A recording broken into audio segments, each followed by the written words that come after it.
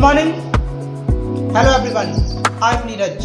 If you are working in a beverage industry or a food industry, or you are thinking to work in a beverage industry or a food industry, then this video of today's or mine is going to be beneficial for you, because in this video of today's I am going to explain you about the CIP. CIP means cleaning in place. Means we are going to clean the equipment without dismantling it or without moving it from its right place. So in the CIP we take few steps to clean the equipment. As you know, at home we cleanse our utensils, pots by using 3 steps.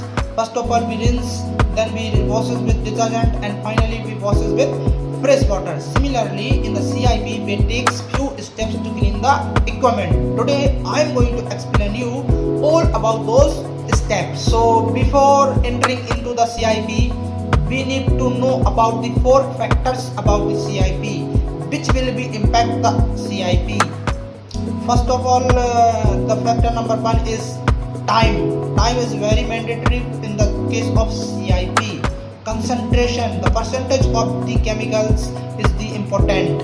And third is temperature. Temperature is also mandatory for the proper cleaning. And velocity. Velocity is also very important and mandatory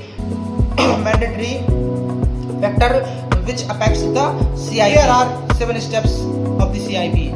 First of all is pre-rinse, then hot casting rinse, acid rinse, hot water rinse. So these are 7 steps which we takes to clean the equipment. Okay, so next we are going to understand about these 7 steps deeply. So I am going to explain you in Hindi, because many of us maybe not understand in English.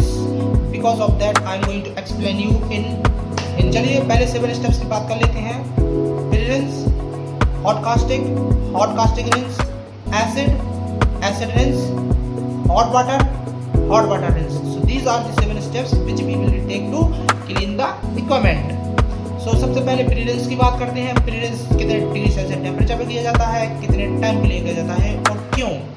So pre-rinse हम क्यों करते हैं? Pre-rinse जो हम इसलिए करते हैं क्योंकि जो हमारा इक्विपमेंट है, जो हमारी पाइपलाइन है, जो हमारी मशीन है, जो उसके अंदर प्रीवियस प्रोडक्ट चल रहा होता है उसका कुछ रेजिड्यू रह गया है. उस रेजिड्यू को फ्लश आउट करने के लिए हम क्या करते हैं, प्री-रिंस चलाते हैं 10 मिनट के लिए नॉर्मल टेम्परेचर पर. 10 मिनट के लिए ही क्यों चलाते हैं? 10 मिनट के लिए इसलिए चलाते हैं क्योंकि प्रॉपर रेजिड्यू को फ्लश आउट करने के लिए 7 लूप की ज़रूरत होती है. एक लूप मतलब एक साइकिल कंप्लीट करने में, एक साइकिल को एक लूप कहते हैं. मान लीजिए मैंने कोई चीज़ यहाँ से स्टार्ट करी तो वो एक साइकिल कंप्लीट करके यहाँ पर आकर जब जो साइकिल कंप्लीट पूरा करेगा उसे एक लूप कहते हैं. एक साइकिल कंप्लीट मतलब एक लूप. तो 7 लूप्स की हमको ज़रूरत पड़ती है फ्लश आउट करने के लिए जो हमारा रेजिड्यू है वो उसको. क्लियर है? नेक्स्ट की तरफ चलते हैं हम, हॉट कास्टिंग. अगर 7 स्टेप्स की बात की जाए तो हॉट कास्टिंग का जो टेम्परेचर होता है वो ग्रेटर देन 75% रखा जाता है, ग्रेटर देन 75 डिग्री सेल्सियस रखा जाता है. और अगर इसकी कंसंट्रेशन की बात की जाए, इसके परसेंटेज की बात की जाए तो इसका परसेंटेज होता है 1.5 से 2.5% इसका परसेंटेज होता है. और इसको टाइम कितना, कॉन्टैक्ट टाइम कितना दिया जाता है? इसको कॉन्टैक्ट टाइम दिया जाता है 15 से 20 मिनट. 15 से 20 मिनट इसका कॉन्टैक्ट टाइम इसको दिया जाता है. अब जो हमने कास्टिंग चलाया है उसको फ्लश आउट करने के लिए फिर से 10 मिनट के लिए हम क्या करेंगे, treated water normal degree Celsius का चलाते हैं.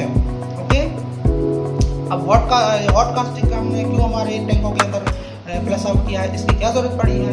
हमने हॉट कास्टिंग टैंकों के अंदर इसलिए डाला है, इसलिए फ्लश आउट किया है क्योंकि हमने जो जूस बनाया है या जो फूड बनाया है उसके अंदर ऑर्गेनिक मैटर था. ऑर्गेनिक मैटर को क्लीन करने के लिए हॉट कास्टिंग की रिक्वायरमेंट होती है. क्लियर है? ओके. देन एसिड आता है. अब एसिड कौन सा यूज़ किया जाता है? या तो नाइट्रिक एसिड यूज़ करते हैं या फॉस्फोरिक एसिड यूज़ करते हैं. यही दोनों क्यों यूज़ करते हैं? क्योंकि ये दोनों फूड ग्रेड है और मार्केट में सस्ते मिल जाते हैं. ये दो फैक्टर हैं जो इनको इम्पैक्ट करते हैं एसिड को. पहला है फूड ग्रेड है, दूसरा है कि सस्ता है. ओके. देन इसका जो टेम्परेचर रखा जाता है वो ग्रेटर देन 65 डिग्री सेल्सियस रखा जाता है और कॉन्टैक्ट टाइम दिया जाता है कितना, 15 से 20 minute. Similarly to caustic.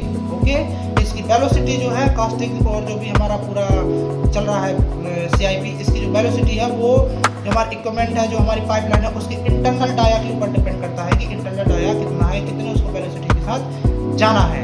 Clear है?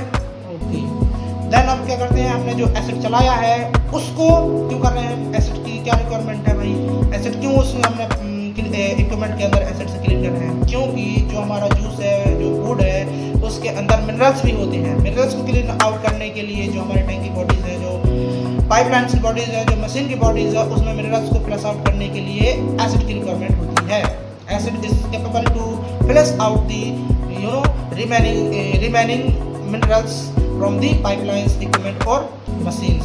Okay, and then we caustic rinse, sorry acid rinse क्यों करते हैं, क्योंकि जो हमने एसिड चलाया उसको फ्लश आउट करने के लिए कि जो हमारे इक्विपमेंट है, पाइपलाइन है, मशीन है, उसमें से एसिड फ्लश आउट हो जाए। ओके, अब इसके बाद करते हैं अपन हॉट वाटर। हॉट वाटर का टेम्परेचर रखा जाता है 85 degree Celsius, greater than 85 degree Celsius. Contact time 15 से 20 मिनट के लिए। अब हॉट वाटर क्यों चलाया जाता है, हॉट वाटर हमारे इक्विपमेंट को स्टेरिलाइज करने के लिए चलाया जाता है। स्टेरिलाइज का मतलब क्या होता है, स्टेरिलाइज का मतलब होता है किसी भी चीज को पूरी तरह से bacteria, viruses, micro organism free करना, इसलिए हम हॉट वाटर चलाते हैं। हॉट वाटर चलाने के बाद फिर से हम ट्रीटेड वाटर चलाते हैं 10 मिनट के लिए, जो कि हमारा फाइनल रिंस होता है। क्यों चलाते हैं, क्योंकि जो हमारा इक्विपमेंट है अभी हॉट है, उसको गरम जो हमने हॉट वाटर दिया है उसको ठंडा करने के लिए, और आखिरी में जो है हम क्या चलाते हैं, फाइनल रिंस चलाते हैं। क्लियर है?